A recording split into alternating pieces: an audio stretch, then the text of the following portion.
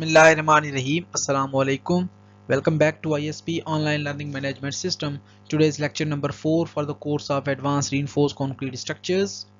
This course is generally for MSc Civil Engineering. I myself engineer Dr. Muhammad Aslam, Assistant Professor, Department of Civil Engineering, Institute of Southern Punjab, Multan. Today's lecture number 4 and week number 4. So these are your reference text books for this course. In books के अलावा अगर आपके पास design of reinforced concrete structure से relevant कोई और book available है तो उसको भी आप use कर सकते हैं. So in our today's class we are going to discuss about columns. First of all हमने उसकी तमाम जो details हैं columns के हवाले से उनको discuss करना है. Columns को हम compression members क्यों कहते हैं, क्या उसके अंदर खासियतें हैं, एक structural element के तौर पे column क्या role play करता है real industry के अंदर, ये तमाम चीज़ें हमने discuss करनी है. So in general contents, first of all we will discuss about columns and what are the design points, important design points क्या होती हैं columns के अंदर. उसके बाद हम classification को discuss करेंगे कि short columns और long columns क्या होते हैं, classification based on loadings क्या होती हैं. उसके बाद हम कुछ short columns के हवाले से कुछ design examples वगैरह भी solve करेंगे. So column, basically a column can be considered as a compression member or column can be considered as a structural element which is subjected predominantly to an axial compressive forces. कि column वो member है जिसके ऊपर only axial compressive forces यानी कि upward to downward direction के अंदर आपके एक्सियल कंप्रेसिव फोर्सेस मेंबर को कंप्रेस करने वाले फोर्सेस अप्लाई हो रहे होते हैं. इस वजह से हम इन मेंबर्स को कॉलम्स को कंप्रेशन मेंबर्स भी कंसीडर करते हैं. कंप्रेशन मेंबर्स जो है मोस्टली ट्रीट किए जाते हैं बिल्डिंग्स के अंदर एज अ कॉलम्स, और कॉलम को हम कंप्रेशन मेंबर इसलिए भी कहते हैं कि those having effective length of which exceeds 3 times the least lateral dimension, कि जो क्रॉस सेक्शन है उसके अंदर जो आपके क्रॉस सेक्शन है डायमेंशन है 12 बाय 12 इंच का कॉलम है, 18 बाय 18 इंच का कॉलम है, या 12 बाय 16 इंच का या 18 इंच का कॉलम है, तो जो स्मॉलर साइज है उससे 3 गुना ज्यादा होना चाहिए आपकी overall height of the column या overall length of the column. अगर ज्यादा है 3 टाइम्स से तो उस मेंबर को हम कॉलम ट्रीट करेंगे. अगर 3 टाइम्स से कम है तो उस मेंबर को हम एज अ पेडेस्टल ट्रीट करेंगे. Pedestal is also considered as an vertical compression member but whose effective length is less than 3 times of its least lateral dimension. के जो lateral dimensions है मेंबर के अंदर, जो क्रॉस सेक्शन के अंदर 2 dimension और जो स्मॉलर डायमेंशन है उससे 3 गुना या 3 टाइम्स से छोटी लेंथ हो तो उस मेंबर को हम पेडेस्टल कंसीडर करते हैं. अगर ज्यादा है उससे तो हम उसको कॉलम कंसीडर करते हैं. So in general, any member which carries an axial compressive load will be defined as a compression member या column, irrespective of the fact whether simultaneous bending is present or not. कि compression तो आपका any how member के ऊपर compressive load तो act कर ही रहा है, लेकिन सम केसेस के अंदर हमारे पास बेंडिंग भी जनरेट होती हैं या बेंडिंग मूवमेंट्स भी एक्ट कर रही होती है मेंबर के अंदर. और ये ज़रूरी नहीं है कि हर कॉलम के ऊपर बेंडिंग मूवमेंट हो, लेकिन जब प्रैक्टिकल एप्लीकेशंस के अंदर देखा जाए तो हर कॉलम को या हर कॉलम जो है बेंडिंग मूवमेंट को भी फेस कर रहा होता है और एक्सियल कंप्रेसिव फोर्सेस को भी फेस कर रहा होता है. So therefore all columns are subjected to bending moment about one or both axes, which may be due to the end restraint arising from the monolithic placement of floor beams and columns. अब sometimes in real industry हम जब columns को बना रहे होते हैं तो columns और बीम्स की जो कंक्रीटिंग है वो at a time as a monolithic यानी कि कंबाइन में की जाती है. तो उस केस के अंदर हमारा जो एक इमेजिनरी पर्सपेक्टिव है या हमारी जो थिंकिंग है, हम उस हिसाब से बिलीव करते हैं कि कॉलम के ऊपर जो बीम हो सेंट्रोइडल एक्सिस के ऊपर लोड अप्लाई कर रहा है, यानी कि सेंट्रल न्यूट्रल एक्सिस से आपका लोड ट्रांसमिट हो रहा है from one member to other member.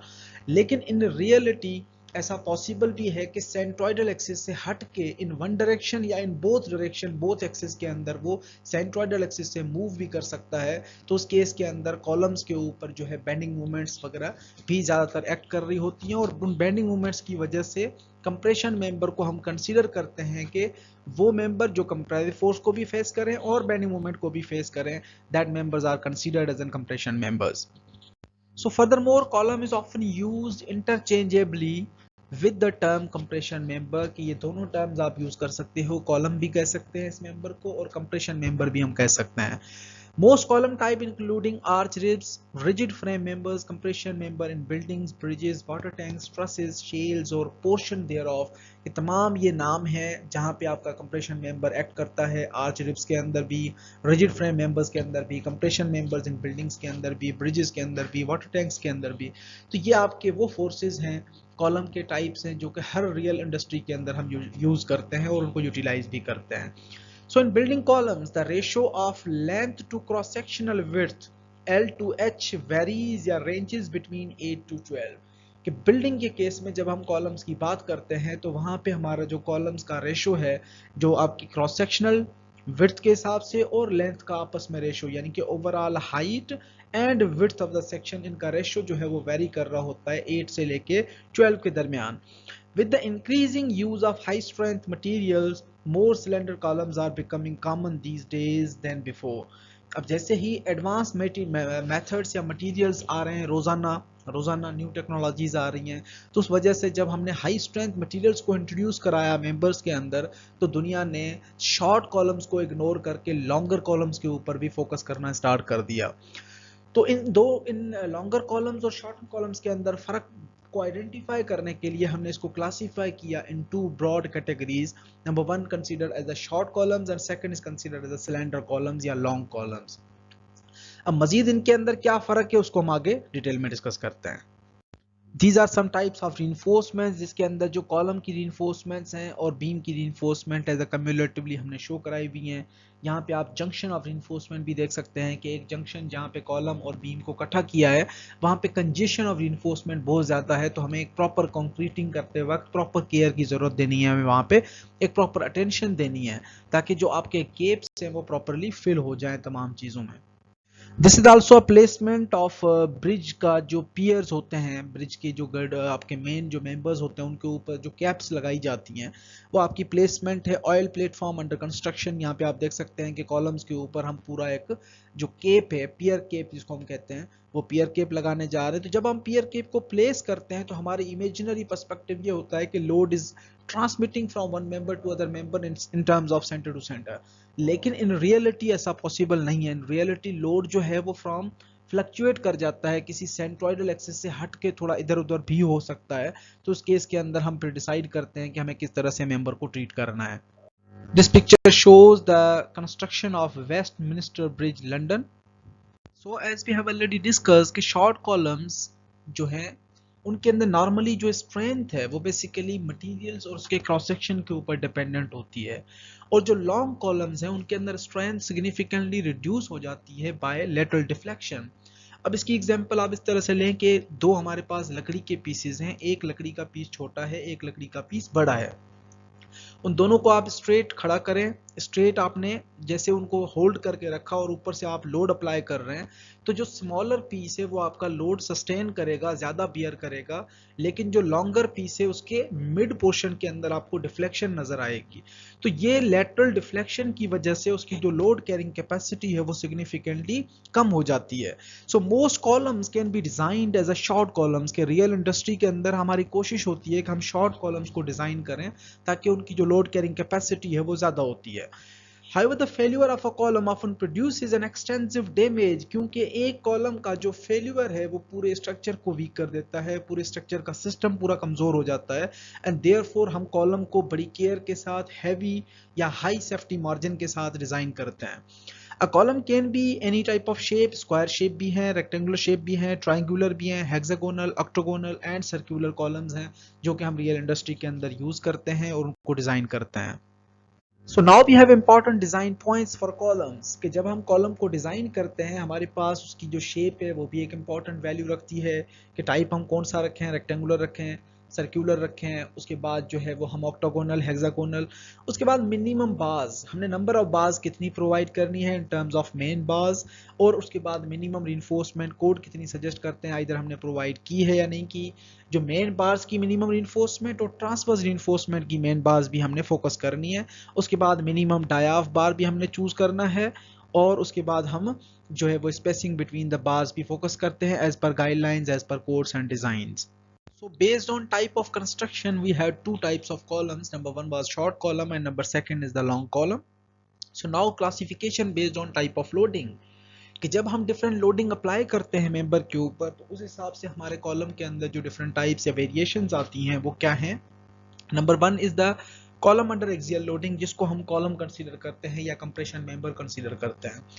अब यहाँ पे आप देख सकते हैं कि जो रेड मार्क है वो आपका जो लोड है वो ट्रांसमिट हो रहा है into the column from the centroidal axis, के कॉलम के बिल्कुल सेंटर से आपका लोड ट्रांसमिट हो रहा है।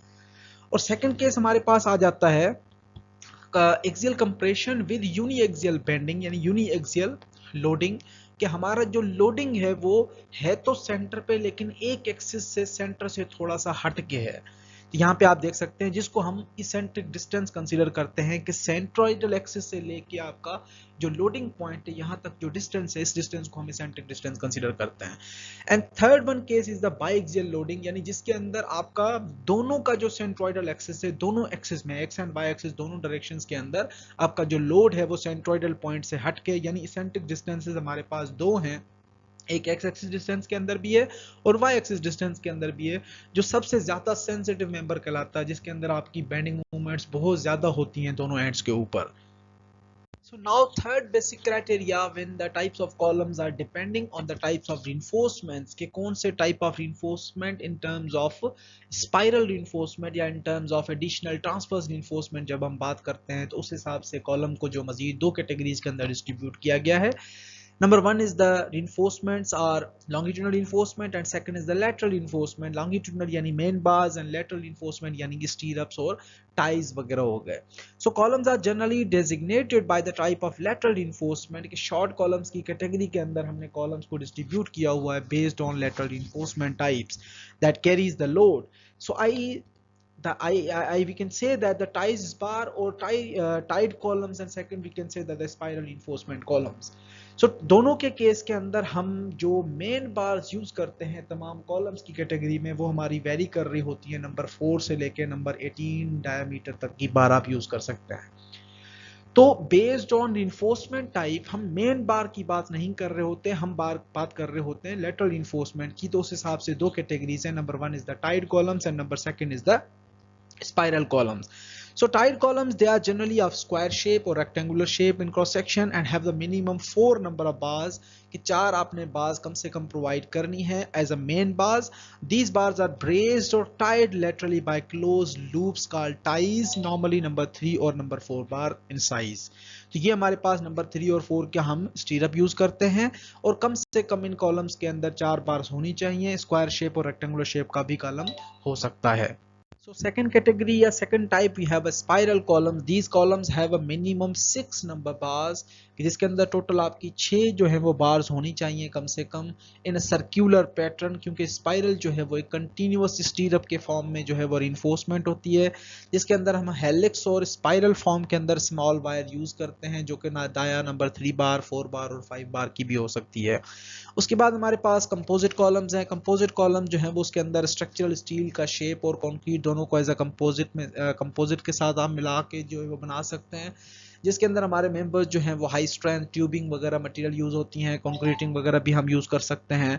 उसके बाद tied and spiral columns are most common form and may be either circular, octagonal, square और rectangular in the cross section, और tied columns can also be a L shaped members. So here we have a comparison के अंदर जब हम beams की बात करते हैं तो बीम्स के अंदर जो लेटरल रिइंफोर्समेंट्स होती हैं उन रिइंफोर्समेंट्स को हम स्टीरअप्स कहते हैं, और यहाँ पे जो हमारे पास कॉलम्स के अंदर जो लेटरल रिइंफोर्समेंट है उसको हम टाइज बार कहते हैं या टाइड कॉलम्स कहते हैं, और टाइज जो है वो आपके स्टीरअप्स के ही कहलाते हैं बेसिकली। तो इस तरह से हमारे पास जो यहाँ पे एक पिक्टोरियल व्यू नजर आ रहा है जिसके अंदर आप देख सकते हैं कि हमने जो है वो टाइड बार किस तरह से प्रोवाइड की हैं डिफरेंट शेप्स और डिफरेंट डायरेक्शंस के अंदर। इस पिक्चर के अंदर आप तीनों कॉलम के टाइप्स भी देख सकते हैं। Number A is the basically tied column, जिसके अंदर आपको टाइज नजर आ रही हैं ग्रीन कलर के अंदर, और रेड बार्स जो हैं वो वर्टिकल बार्स हैं, मेन बार्स। सेकंड के अंदर हमें स्पाइरल कॉलम नजर आ रहा है जिसके अंदर स्पाइरल इन्फोर्स जो है वो इन्फोर्समेंट्स हैं, और रेड बार्स जो हैं वो मेन बार्स हैं, और जो ग्रीन बार हैं वो आपका एक कंटिन्यूअस स्पाइरल है। स्पाइरल के एक एज से लेके स्पाइरल के दूसरे एज के दोनों के दरमियान जो डिस्टेंस है उस डिस्टेंस को हम पिच ऑफ द स्पाइरल कहते हैं। उसके बाद थर्ड केस के अंदर हमारे पास एक स्पाइरल कंपोजिट बीम है, स्पाइरल कंपोजिट कॉलम है, जिसके अंदर आपने एक सेंट्रल सेक्शन के अंदर एक आई स्टील का सेक्शन जो है वो आपने प्रोवाइड किया है, और बाकी जो है वो आपकी मेन रीइंफोर्समेंट कॉलम की ही है सराउंडिंग में, और उसके बाद जो है वो स्पाइरल रीइंफोर्समेंट्स वगैरह हैं जिसको हम कंपोजिट कॉलम भी कहते हैं। Again these are also some types of columns जिनको आप देख सकते हैं, टाइड कॉलम्स हैं, स्पाइरल कॉलम्स हैं, स्टील ट्यूबिंग्स हैं, उसके बाद इनके क्रॉस सेक्शंस भी नीचे आपको नजर आ रहे हैं। ट्यूबिंग्स वगैरह के अंदर हम पाइप्स के जो है वो अपने स्टील के पाइप्स, बाहर से स्टील का पाइप होता है होलो, अंदर हम कंक्रीट को फिल कर देते हैं। यहाँ पे भी आपको स्पाइरल इन्फोर्समेंट नजर आ रही है। इस केस के अंदर स्पाइरल जो बार्स हैं उसके सराउंडिंग में हमने डिफरेंट जो है वो कवर या एक अलग किस्म के जीएफआरपी मटेरियल्स को एज ए स्पाइरल इन्फोर्समेंट के तौर पे यूज किया है, जो कि कन्फाइनमेंट के लिए हम समटाइम्स जो है टाइप ऑफ इन्फोर्समेंट को चेंज कर देते हैं, जिससे ओवरऑल परफॉर्मेंस भी इंप्रूव हो जाती है। Ties and spiral reinforcement normally plays two major and common roles. उसके अलावा तो बहुत सारे फंक्शन है, लेकिन दो मेजर रोल प्ले करता है फंक्शन जो है वो स्पाइरल और टाइज reinforcement का। Number one, it holds the bars या मेन बार्स को एक ही पोजीशन के ऊपर होल्ड करता है जब हम कंक्रीटिंग को फिल करते हैं, जिस तरह से हम बीम्स के केस में स्टीरअप्स को पढ़ रहे होते हैं। Second, it prevents the buckling of longitudinal reinforcement by bursting thin concrete cover, कि जब आपका लोड अप्लाई होता है तो कंक्रीट कवर जो है सराउंडिंग में, कंक्रीट कवर जो आपका प्रोवाइडेड है, स्टील का केज जो हमने कवर किया, तो कवर समटाइम्स कोलैप्स कर जाता है। अगर कवर कोलैप्स कर जाता है तो बकलिंग की वजह से जो आपके टेंशंस हैं या बर्स्टिंग फेल्यूर जो अपीयर होता है स्टील के अंदर से, उसको ये टाइड बार्स या स्पाइरल जो है उसको प्रोटेक्ट करती हैं। So common types of bars and tie arrangement, figure 13.8.1 as suggested by code shows the common types of longitudinal bars and tie arrangement in members with large axial forces and small bending moments. कि अगर member के ऊपर axial forces ज्यादा हैं, small bending movements हैं, तो ties का जो अरेंजमेंट है लॉन्गिट्यूडनल बार्स के सराउंडिंग में जो आप टाइज प्रोवाइड कर रहे हो, उनके लिए हमारे पास डायग्राम सजेस्टेड हैं कोड्स की तरफ से, उनको हम किस तरह से प्रोवाइड करते हैं उनको हम देखते हैं। कोई भी मेन बार्स आपने जब प्रोवाइड किए हैं तो उन बार्स के दरमियान अगर स्पेसिंग, अगर आपकी सिर्फ 4 बार्स हैं तो उस केस में आप एक ही सिंगल टाई या स्टीरअप आप प्रोवाइड कर रहे होते हो। लेकिन अगर आपके पास 6 बार्स हैं रेक्टेंगुलर सेक्शन के अंदर या स्क्वायर सेक्शन के अंदर, और 2 बार्स के दरमियान जो स्पेसिंग है वो 6 इंच से ज़्यादा है, तो उस केस के अंदर आप 6 इंच से कम है तब भी आपका एक स्टीरअप इनफ है। अगर आपका 6 इंच से ज़्यादा है स्पेसिंग, तो आप एक एडिशनल स्टीरअप या एडिशनल टाइज जो है वो आपने प्रोवाइड करनी है। इवन अगर दोनों डायरेक्शन के अंदर आपका स्पेसिंग 6 इंचेस से कम है तो आपका एक टाई इनफ है, लेकिन अगर 6 इंच स्पेसिंग ज़्यादा है तो आप एडिशनल जो है वो टाइज भी प्रोवाइड कर रहे होते हो। एग्जैक्टली इसी तरह से आपके पास 12 बार्स हैं तो आपका टाई अरेंजमेंट नीचे नज़र आ रहा है। अगर आपके पास 16 बार्स हैं मेन बार्स, तो उस केस के अंदर भी आपको टाइज जो डिस्ट्रीब्यूशन है वो आपको नजर आ रही है कोर्स की तरफ से सजेस्टेड। लेकिन दोनों केसेस के अंदर जब आपकी मेन बार्स के दरमियान जो स्पेसिंग है वो 6 इंच मैक्सिमम होना चाहिए, उस केस के अंदर आप डिस्ट्रीब्यूशन जो है किस तरह से प्रोवाइड करते हैं।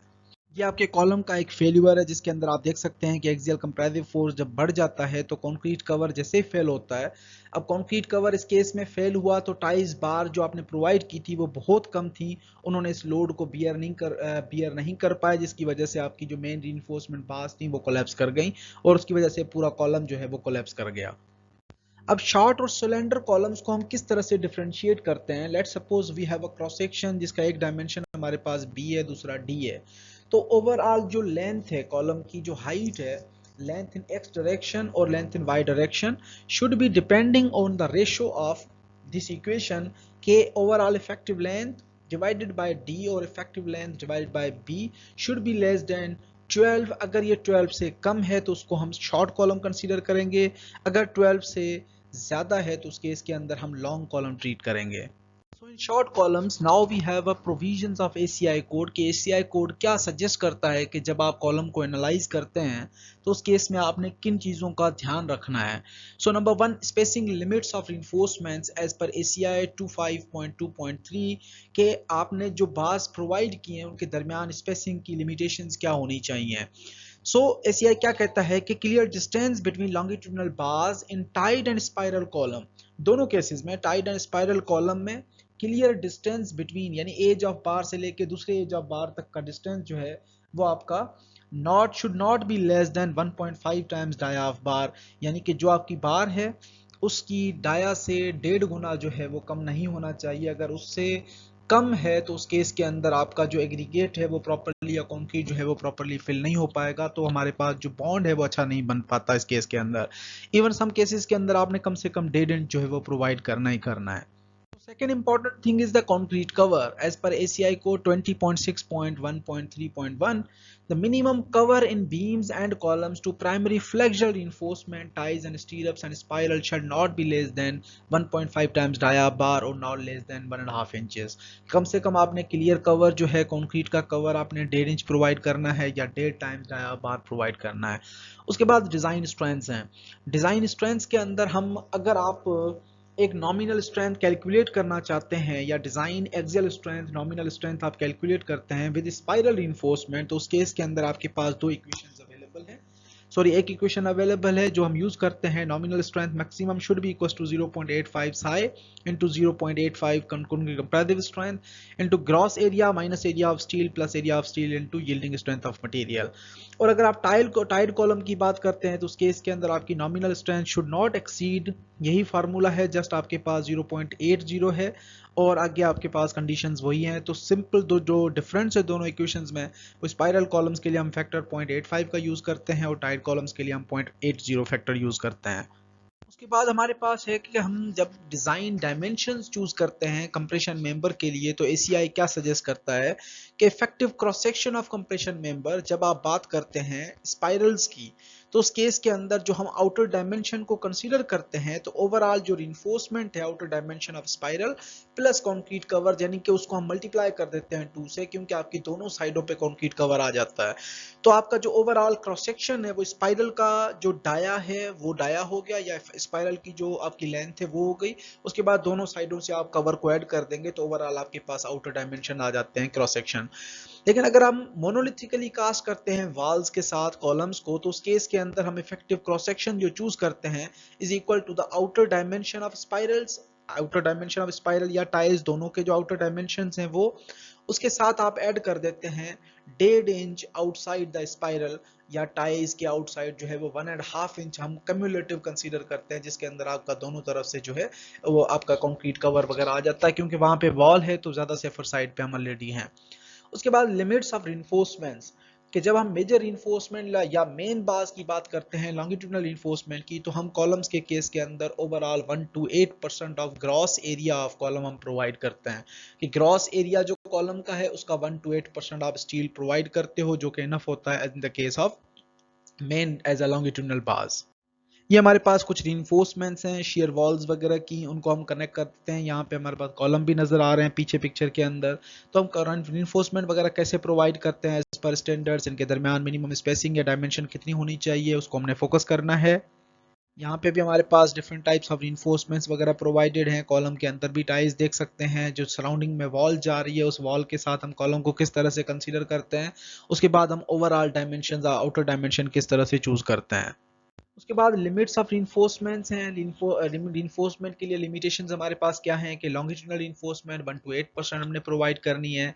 Minimum number of bars as per ACI conditions, कि अगर रेक्टेंगुलर सेक्शन है तो आप कम से कम 4 बार्स प्रोवाइड करेंगे, अगर ट्राइंगुलर सेक्शन है तो 3 बार, और अगर स्पाइरल है तो कम से कम आपने 6 बार्स प्रोवाइड करनी है। Even in the case of spiral enforcement volumetric spiral enforcement ratio shall not be less then the value given by the equation. यहाँ पे हमारे पास एक रेशियो है, इस रेशियो को हम वेरीफाई करते हैं, वेरीफाई करने के बाद हम इक्वेशन को अप्लाई कर रहे होते हैं। So now we have a spirals. जब हम स्पाइरल्स प्रोवाइड करते हैं मेंबर के अंदर तो स्पाइरल के अंदर हमने क्या एज पर कोड्स हमने एक फोकस या एक प्रॉपर अटेंशन किस तरह से प्रोवाइड करनी है कि first of all we have to be very careful कि spacing between the spiral should be constant या शुड बी मेंटेन्ड प्रॉपर्ली, कि एक स्पेसिंग है जिसको हम पिच कंसीडर करते हैं वो हमारा प्रॉपर पिच होना चाहिए। उसके बाद स्पाइरल का मिनिमम जो डाया है वो 3 नंबर बार हम प्रोवाइड करते हैं। उसके बाद clear spacing between the spirals हमने 1 to 3 इंचेस रखना है। Anchorage of spiral at each end by 1.5 turn, के कम से कम आपने जो एंकर प्रोवाइड करना है डेवलपमेंट लेंथ देनी है वो 1.5 सर्कल आपने प्रोवाइड करना है। उसके बाद lap splice of spiral should be around 48 times dia bar और 12 इंचेस, और वेल्डेड कनेक्शन आपने प्रोवाइड करना है। स्पाइरल हेड फ्रिमली बाय स्पेसर्स, कि स्पाइरल जो है आपने स्पेसर्स प्रोवाइड करने हैं ताकि जो कंक्रीट का कवर है वो भी प्रॉपर्ली मेंटेन हो सके। इसी तरह से जब हम टाइज बार या टाइड कॉलम्स की बात करते हैं तो minimum dia of tied reinforcement should be around number 3 bar even for the case of number 10 and smaller bars के नंबर 10 और स्मॉलर बार्स हैं तो उस केस में आप जो टाई प्रोवाइड करते हो वो 3 नंबर का होना चाहिए। अगर नंबर 10 से larger bars as a main bars आपने यूज किए हैं तो उस केस के अंदर आप number 4 bar as a tie bar use करते हो। So vertical spacing between the ties shall not exceed 16 times dia of bar or 48 times dia of T bar और least dimension of the column के कम से कम आपने provide करनी है। जो बार्स आप प्रोवाइड कर रहे हो, जो मेन बार है और आपकी जो टाइड बार है, उनके दोनों के दरमियान आपने रिइंफोर्समेंट्स को फोकस करना है। जो मेन बार है उसका 16 टाइम्स ऑफ डाया बार आपने प्रोवाइड करना है कम से कम डिस्टेंस, और 48 टाइम्स जो आपकी टाइड बार है उसका डिस्टेंस आपने प्रोवाइड करना है वर्टिकल स्पेसिंग। अगर आपकी दोनों ही केसेस में इस नहीं कर रहे तो कम से कम आपकी जो कॉलम की लीस्ट डायमेंशन है उतना स्पेसिंग आपने प्रोवाइड करनी है। So in addition, we have ties shall be arranged such that the every corner and alternate longitudinal bar shall have a lateral support provided by the corner of the tie with included angle not more than 135 degrees and no bar is farther than 6 inches clear from such a supported bar। क्या आपने जो figure हमने discuss किया था उसको हम मजीद, हमारे पास figure available है उसको हम देखते हैं। जो हमने टाइज प्रोवाइड करने हैं वो इस तरह से प्रोवाइड करने हैं ताकि जो कॉलम है या कॉर्नर्स जो हैं वो प्रॉपरली हमारे कवर हो जाएं, बार बाहर की तरफ कॉर्नर जो है वो निकला हुआ ना हो, जिसकी वजह से कंक्रीट कवर मिनिमाइज हो जाए। First tie shall be located not more than 1.5 inches या not more than half tie spacing above the top of the footing और स्लैब इन एनी स्टोरी। पहला टाई जो है वो आपने हाफ स्पेसिंग के ऊपर रखना है, बाकी टाई जो है वो वहां से आपने एक प्रॉपर स्पेसिंग को मेंटेन करना है। कोई भी मेन बार्स आपने जब प्रोवाइड किए हैं तो उन बार्स के दरमियान अगर स्पेसिंग, अगर आपकी सिर्फ 4 बार्स हैं तो उस केस में आप एक ही सिंगल टाई या स्टीरअप आप प्रोवाइड कर रहे होते हो। लेकिन अगर आपके पास 6 बार्स हैं रेक्टेंगुलर सेक्शन के अंदर या स्क्वायर सेक्शन के अंदर और 2 बार्स के दरमियान जो स्पेसिंग है वो 6 इंच से ज़्यादा है तो उस केस के अंदर आप 6 इंच से कम है तब भी आपका एक स्टीरअप इनफ है। अगर आपका 6 इंच से ज़्यादा है स्पेसिंग तो आप एक एडिशनल स्टीरअप या एडिशनल टाइज जो है वो आपने प्रोवाइड करनी है। इवन अगर दोनों डायरेक्शन के अंदर आपका स्पेसिंग 6 इंच से कम है तो आपका एक टाई इनफ है, लेकिन अगर 6 इंच स्पेसिंग ज़्यादा है तो आप एडिशनल जो है वो टाइज भी प्रोवाइड कर रहे होते हो। एग्जैक्टली इसी तरह से आपके पास 12 बार्स हैं तो आपका टाई अरेंजमेंट नीचे नज़र आ रहा है। अगर आपके पास 16 बार्स हैं मेन बार्स तो उस केस के अंदर भी आपको टाइज जो डिस्ट्रीब्यूशन है वो आपको नज़र आ रही है कोर्स की तरफ से सजेस्टेड। लेकिन दोनों केसेस के अंदर जब आपकी मेन बार्स के दरमियान जो स्पेसिंग है वो 6 इंच मैक्सिमम होना चाहिए, उस केस के अंदर आप डिस्ट्रीब्यूशन जो है किस तरह से प्रोवाइड करते हैं। So now we have a behavior of tight and spiral columns under axial loading। behavior किस तरह से हम फाइंड आउट करते हैं या चेक करते हैं कि let's suppose we have the strength effect of a spiral can be visualized by considering a steel drum filled with sand। Let suppose हमारे पास एक ड्रम है, उस ड्रम को हम सैंड के साथ फिल कर देते हैं। सैंड के साथ फिल करने के बाद हम उसके सरफेस के ऊपर, ड्रम के ऊपर हम लोड अप्लाई करते हैं on the sand. A lateral pressure is exerted by the sand on the drum which causes a hoop tension in the steel wall. कि जैसे ही आप एक यूनिफॉर्म लोड अप्लाई करते हो सैंड के ऊपर तो वो प्रेशर की वजह से एक सराउंडिंग का एक प्रेशर जनरेट होता है, हूप टेंशन जनरेट होती है जो कि स्टील के ड्रम की जो वॉल है उसके ऊपर एक्ट कर रहा होता है। The load on the drum can be increase until the hoop tension becomes large enough to burst the drum. अगर आप लोड बढ़ाते जाओगे तो वो आपका ड्रम जो है एट द एंड बर्स्ट हो जाएगा। The sand pile alone if not confined in the drum would not be able to support any load. अगर आपका कॉलम जो है, अगर आपका जो ड्रम था वो ड्रम का स्टील जो है वो कोलैप्स कर जाता है तो सैंड का जो आपने फिल किया हुआ मटेरियल है वो आपका किसी काम का नहीं रहता, वो लोड को बियर नहीं कर पाएगा। So it implies that the confinement increases the load carrying capacity of the column. यहाँ से हमें क्या पता चलता है कि कन्फाइनमेंट यानी कि जो आपने टाइड और स्पाइरल इन्फोर्समेंट्स हैं वो आपके कॉलम के अंदर ओवरऑल परफॉर्मेंस को या ओवरऑल लोड कैरिंग कैपेसिटी को इंक्रीज कर रहे होते हैं। एग्जैक्टली ये वही चीज़ है कि एक ड्रम है उसके ऊपर हमने सैंड फिल करके लोड अप्लाई किया, किस तरह से हूप टेंशन जनरेट होती हैं, प्रेशर एक्सर्ट होता है मेंबर के ऊपर, वाल के ऊपर, और वो प्रेशर जो है वो स्लोली स्लोली बढ़ता हुआ at the end drum collapse कर जाएगा और सॉइल जो है वो कोई भी मजीद लोड कैरी नहीं कर सकती। So now let's suppose we are considering a tied column। A tied column will fail at a load given by the equation। अगर आप tied column की इंटेंसिटी को चेक करना चाहते हैं तो टोटल कैपेसिटी आप डायरेक्ट इस इक्वेशन से कैलकुलेट कर सकते हैं कि nominal strength will be equal to 0.85 concrete comparative strength into gross area minus area of steel plus area of steel into yielding strength of material. At this load, concrete will fail by crushing and shearing outwards along inclined plane and longitudinal steel by buckling outwards between ties. See figure 8.4. क्या आप देख सकते हैं कि जो concrete है वो जैसे ही कोलैप्स कर जाता है तो मेन बार्स जो है वो बिटवीन स्टीरअप्स बाहर की तरफ टिल्ट होना शुरू हो जाती हैं, जिसकी वजह से आपका पूरा जो मेंबर है वो कोलैप्स कर जाता है। This is the realistic image of failure के बीम। आप देख सकते हैं कि थोड़ा सा जैसे ही बकलिंग लोड फेल्यूर अपीयर हुआ, आपका स्टील जो है वो बाहर की तरफ मूव करना शुरू करता है और आपका कंक्रीट जो है वो उसकी वजह से स्पेल ऑफ हो जाता है, जिसकी वजह से इंटरनल कंक्रीट जो है वो भी ब्रेक हो जाता है और ओवरऑल परफॉर्मेंस या मेंबर जो है वो कोलैप्स्ड कंसीडर हो जाता है, जिसको हम बकलिंग ऑफ कॉलम्स कंसीडर करते हैं। अब जैसे हमने लोड टाइड कॉलम के ऊपर अप्लाई किया, इसी तरह से अगर हम एक स्पाइरल कॉलम कंसीडर करें और सेम लोड हम अप्लाई करें जो इस टाइड कॉलम के अंदर हमने अप्लाई किया था, so the longitudinal steel and concrete within the core are prevented from the outward failure by a closely spaced spiral. कि स्पाइरल जो है वो टाइड से ज्यादा क्लोजली स्पेस्ड होते हैं, जिसकी वजह से यहाँ पे फेल्यूर के चांसेस जो हैं वो कम हो जाते हैं और लोड कैरिंग कैपेसिटी जो है वो इंक्रीज हो जाती है। So the concrete in the outer shell, however, not being confined will fail. The outer shell spalls off when the load reached at the nominal strength. कि जैसे आप नॉमिनल स्ट्रेंथ पे पहुंचते हो, आउटर कंक्रीट आपका फेल हो जाता है, लेकिन स्टील और इनर कंक्रीट जो है वो स्टिल परफॉर्म कर रहा होता है। It is at this stage that the confining action of the spiral has a significant effect, and if sizable spiral steel is provided, the load that will ultimately fail the column by causing spiral steel to yield or fracture can be much larger than the load at which the shell spalled off. तो ये basically हम किस तरह से treat करते हैं कि जब आपका एक कॉलम टाइड रिइंफोर्समेंट्स थी, टाइड बार्स जो हैं वो हम नॉर्मली लार्जर स्पेसेस के ऊपर प्रोवाइड करते हैं। स्पाइरल्स के दरमियान जो पिच डिस्टेंस होता है वो बहुत कम होता है, जिसकी वजह से आपका आउटर सरफेस कंक्रीट जो है वो कोलैप्स तो कर सकता है, लेकिन जो इनर कंक्रीट है वो स्टिल परफॉर्म कर रहा होता है, जो कि हमें एक मार्जिन या वार्निंग प्रोवाइड करता है, जिसकी वजह से हम स्ट्रक्चर को मजीद जो है वो प्रोटेक्ट भी कर सकते हैं, सेफ भी कर सकते हैं। So the axial strain limits when spiral column fails will be much greater than the tied column. कि स्पाइरल कॉलम की जो परफॉर्मेंस है वो ज्यादा होती है, एक्सियल स्ट्रेंस वो ज्यादा बियर करता है बनस्पत टाइड कॉलम के, जिसकी वजह से हम टफनेस ऑफ द कॉलम जो है ज्यादा कंसीडर करते हैं स्पाइरल के केस में इन terms of compared to the tied column. So any excess flexural capacity beyond the spalling load of the shell is vested as the member can no longer be considered serviceable. However, ये तो हमारे पास condition है कि अगर हम outer shell हमारा fail हो जाता है, इनर शेल स्टिल परफॉर्म कर रहा है, तो उसको हम लेकिन स्ट्रक्चर को ओवरऑल हम फेल कंसीडर करते हैं। For this reason, the ACI code provides a minimum spiral reinforcement of such an amount that its contribution to the load carrying capacity is just slightly larger than that of the concrete in the shell. कि spiral reinforcement हमें code suggest करता है कि minimum आपने उतनी provide करनी है कि आपका जो ओवरऑल लोड है, ओवरऑल जो परफॉर्मेंस है वो मेंटेन रह सके इन terms of load carrying capacity.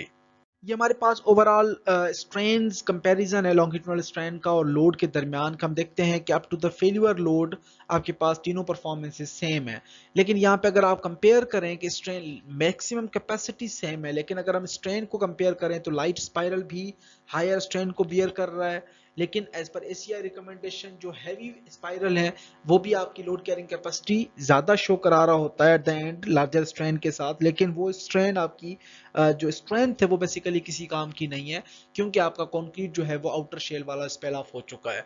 तो इस वजह से एसीआई ने सजेस्ट किया कि ना आप लोअर में जाओ ना आप हायर स्पाइरल्स में जाओ, क्योंकि हमें जब स्पेल ऑफ हो गया कंक्रीट उसके बाद हमें लोड कैरिंग कैपेसिटी की इंपॉर्टेंस हमारे लिए कोई नहीं है, हमें मेंबर को जो है वो एडजस्ट और सेफ कराना है, यानी कि मेंबर अपना लोड जो है वो एक पोजीशन के ऊपर खड़ा रहे, स्ट्रेन को फेस करता रहे, ताकि हम कोई अल्टरनेट रिमीडियल मेजर उसके लिए सजेस्ट कर सकें। तो उन्होंने एसीआई की जो स्पाइरल्स हैं वो मीडियोकर रेंज के अंदर लाइट और हैवी स्पाइरल्स के दरमियान उन्होंने रिकमेंड किया है। अब हमारे पास कुछ डिजाइन इक्वेशंस हैं शॉर्ट कॉलम्स के लिए। The nominal load strength of an axially loaded column के नॉमिनल स्ट्रेंथ हम किस तरह से डिसाइड करते हैं, because the perfect axially loaded column is not available. कि हम जैसे डिस्कस किया पहले स्लाइड्स के ऊपर कि इन रियलिटी ये पॉसिबल नहीं है कि हर कॉलम जो है वो सेंट्रॉइडल लोडिंग को कैरी करे, तो इस वजह से वहां पे सम इसेंट्रिसिटीज जनरेट होती हैं। इसेंट्रिसिटी जनरेट होने की वजह से हम ओवरऑल अल्टीमेट कैपेसिटी को रिड्यूस्ड कैपेसिटी कंसीडर करते हैं, जिसको हम P0 से शो कराते हैं। So taking this P naught into consideration, ACI code specifies that the maximum nominal strength या nominal load should be multiplied by a factor of 0.8 यानी 80% हम consider करते हैं in case of tied columns and 85% consider करते हैं in case of spiral columns. कि spiral columns जो है वो somehow 5% ज़्यादा capacity show कराता है बनिस्बत tied columns के. So introducing the strength reduction factor, the axially loaded columns for the axially loaded columns according to ACI codes are as tied columns के लिए जो हमारे पास फार्मूला है कि ultimate factor load is equals to nominal load should be equals to 5 factors the strength reduction factor into 80% 0.8 into 0.85 fc dash gross area minus area of steel plus area of steel into yielding strength of material. इसी तरह से हमारे पास spiral columns के लिए जो Sai factor है strength reduction factor और 0.85 factor हमने कंसीडर किया, बाकी फार्मूला आपका सेम है. तो ये दोनों हमारे पास फार्मूला थे. Gross area of concrete is represented by AG. AST basically is total area of steel in compression या compressive area of steel and phi is 0.65 is strength reduction factor जो कि हम कंसीडर करते हैं टाइड कॉलम्स के लिए 0.65 और 0.70 for spirally reinforced concrete columns. तो अब equation can be written as, उनको हमने मजीद मॉडिफाई कर दिया कि ultimate factor load should be equals to phi into nominal load is equals to strength reduction factor into k. अब k यहाँ पे हमने इंट्रोड्यूस करा दिया क्योंकि दोनों इक्वेशंस के अंदर सिर्फ एक चीज का फैक्टर का वैल्यू चेंज था जो कि 0.8 था टाइड कॉलम्स के लिए और 0.85 था स्पाइरल कॉलम्स के लिए. तो यहाँ पे हमने 0.8 और 0.85 को रिप्लेस कर दिया k के साथ. आगे मजीद इक्वेशन हमारी सेम है जो कि आगे इक्वेशन के अंदर 0.85 fc dash gross area plus area of steel हमने कॉमन ले लिया fy minus 0.85 into fc dash. और यहाँ पे हमारी जो k साई की जो वैल्यू है वो टाइड कॉलम्स के लिए हम 0.65 लेते हैं और k जो है वो 0.8 फॉर टाइड कॉलम्स और साई की जो वैल्यू है strength reduction factor 0.75 and k is equals to 0.85 for spirally reinforced columns. तो ये हम ऑलरेडी डिस्कस कर आए थे, इक्वेशन को हमने मजीद समराइज किया है. उसके बाद कुछ रेशोज हैं. Gross steel ratio is equals to area of steel divide by gross area और area of steel is equals to gross area into area of steel reinforcement ratio. और अल्टीमेट इक्वेशन अगेन वही है हमारे पास. Based on an assumed steel ratio हम provide करते हैं 1 to 8% के दरमियान. कोई भी हम स्टील रेशो जो है वो अज्यूम भी कर सकते हैं अल्टीमेट लोड कैपेसिटी के हिसाब से. It is a common practice to use grade 60 reinforcing steel in columns with a concrete compressive strength of 4 KSI or greater to produce relatively small concrete column sections. ये column sections कम से कम consider करने के लिए, section को minimise करने के लिए हम हायर स्ट्रेंथ कंक्रीट और हायर स्ट्रेंथ स्टील दोनों प्रीफर करते हैं. So now we have some design examples for tied columns. Tied columns के अंदर हम स्क्वायर कॉलम को डिजाइन करते हैं और रेक्टेंगुलर कॉलम को. So now we have a square tied column जो कि हमने डिजाइन करना है. Design a square tied column to support an axial dead load of 400 kips and live load of 232 kips using concrete compressive strength of 5 KSI and steel grade of 60 KSI and steel reinforcement ratio of 5%. Design the necessary ties. We have to design necessary ties और हमें जो del load है वो given है, live load भी given है. Square tied column हमने design करना है. कंक्रीट की कंप्रेसिव स्ट्रेंथ हमारे पास 5000 PSI है और स्टील हमारे पास 60000 PSI का है. So first of all we have to calculate the factor load.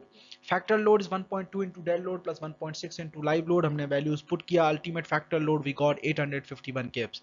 So for tied columns equation हमारे पास क्या थी कि factor load या factor total load is equals to nominal strength जो कि हमने consider की phi into nominal strength should be equals to strength reduction factor into k gross area into 0.85 concrete compressive strength plus steel reinforcement ratio gross into fy minus 0.85 fc dash जो कि equation अभी हमने पिछली slide के ऊपर discuss किया. तो यहाँ पे हमारे पास टोटल फैक्टर लोड 851 किप्स है, उसको हमने पुट किया. यहाँ पे टाइड कॉलम की बात हो रही है तो साई फैक्टर हमारे पास 0.65 था और के हमारे पास टाइड कॉलम के लिए 0.8 है. ग्रॉस एरिया हमने कैलकुलेट करना है 0.85. स्टील कंक्रीट हमारे पास 5 KSI का है प्लस रीइंफोर्समेंट रेशियो हमने कितना यूज किया था 5% का 0.05. fy we have 60 minus 0.85 into 5. so therefore total gross area हमारे पास 232.5 इंच स्क्वायर आ गया. अब हम अज्यूम करते हैं कि कॉलम की जो साइज है वो हम लेट सपोज 15.25 इंचेस हम यूज करते हैं. तो हमारे पास जो साइड आ जाता है टोटल, लेट सपोज हम अल्टीमेट साइज एक चूज कर रहे हैं 16 इंचेस की. तो ग्रॉस एरिया जो कॉलम का आया, इसका आप स्क्वायर कॉलम की बात हो रही है तो आपने इसका अंडर रूट कर लिया, तो टोटल हमारे पास 15.25 इंचेस जो है वो इसका एक लेंथ आ गई, तो हमने उसको इंक्रीज करके या राउंड अबाउट करके हमने 16 इंचेस जो है वो कॉलम की एक साइड ले ली। तो टाइट कॉलम स्क्वायर था तो 16 इंटू 16 256, एक्चुअल ग्रॉस एरिया हमारे पास 256 इंच स्क्वायर आ गया। अब हमने जो सेकंड इक्वेशन थी वो हमने यूज की और रिक्वायर्ड एरिया ऑफ स्टील हम कैलकुलेट करते हैं।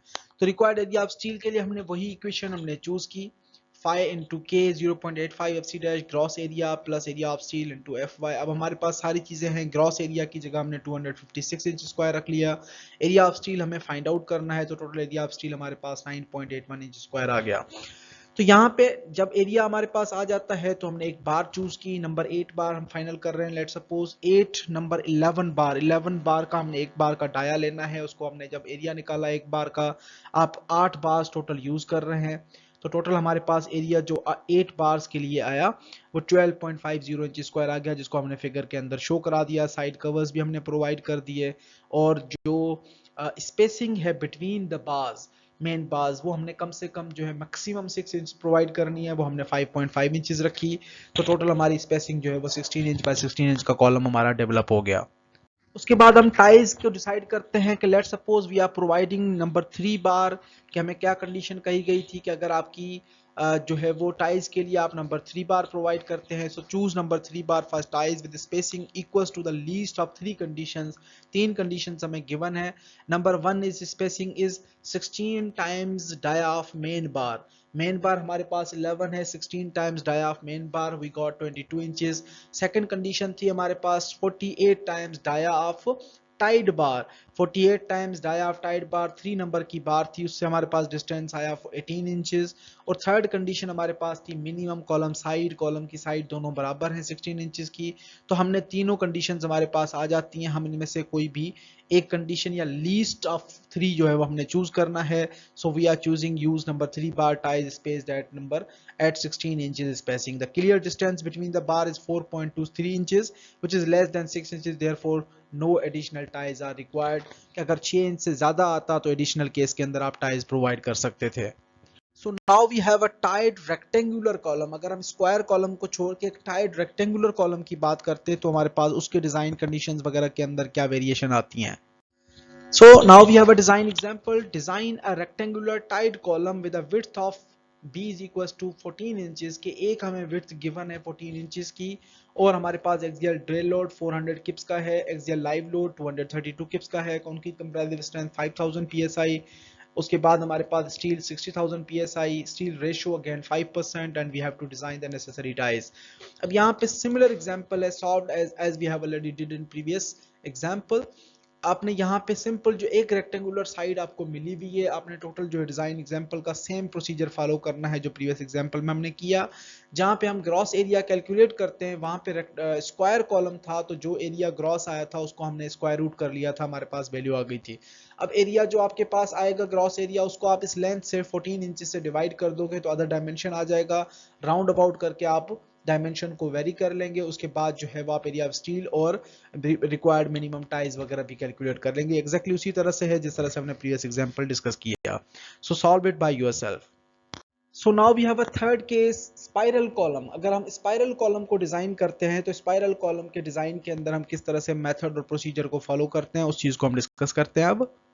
So now we have example number 3. Design a circular spiral column to support an axial dwell load of 475 kips and live load of 250 kips. Use concrete compressive strength of 4 ksi and steel we have 60 ksi.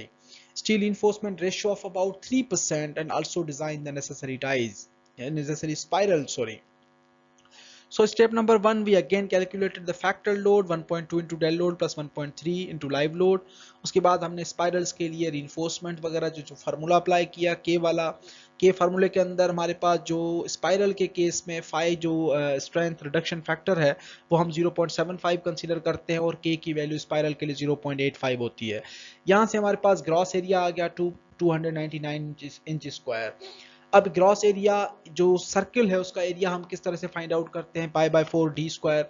आप simply formula, आपके पास area of steel available है, पाई by 4 d square से आपके पास column का diameter 19.5 inches आ गया, इसको हमने round about करके 20 इंचेस ले लिया, तो टोटल एक्चुअल ग्रॉस एरिया हमारे पास 314.2 इंच स्क्वायर आ गया।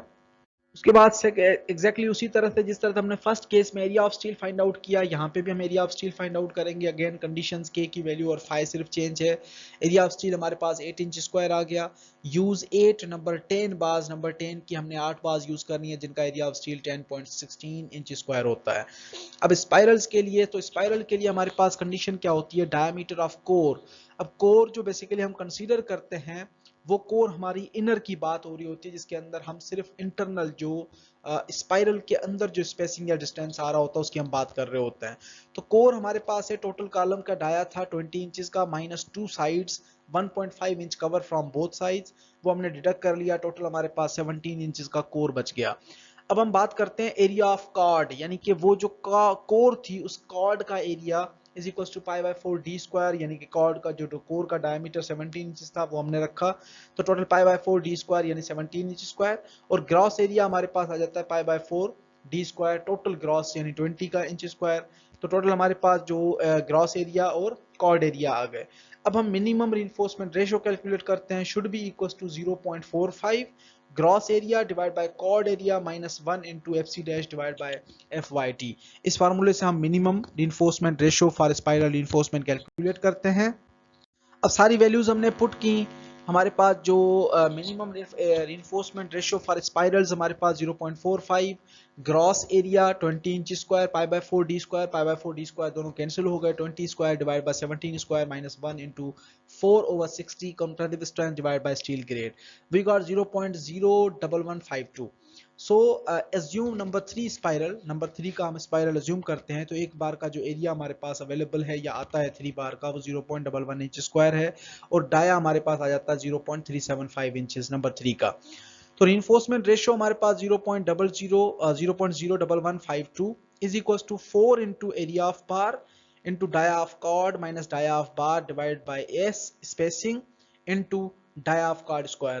तो ये हमारे पास टोटल कंडीशन और इक्वेशंस अवेलेबल हैं, इनके अंदर हमने रीइंफोर्समेंट रेशियो की वैल्यू रखी, 4 हमारे पास जो है फार्मूले का था, एरिया ऑफ बार हमारे पास 0.11 इंच स्क्वायर था, dia of core 17 inches minus dia of bar 0.375 inches divide by s is the spacing, spacing हमें फाइंड आउट करनी है divide into dia of core 17 square का। तो spacing is equal to 2.2 inches, use number 3 bar spacing at 2 inches. क्या spacing हमें allow कितनी है spirals के अंदर, पिच हमने 1 to 3 इंचेस प्रोवाइड करनी है, हमारे पास 2 इंच की वैल्यू आई, तो section is safe again. That's all for today. Thank you very much.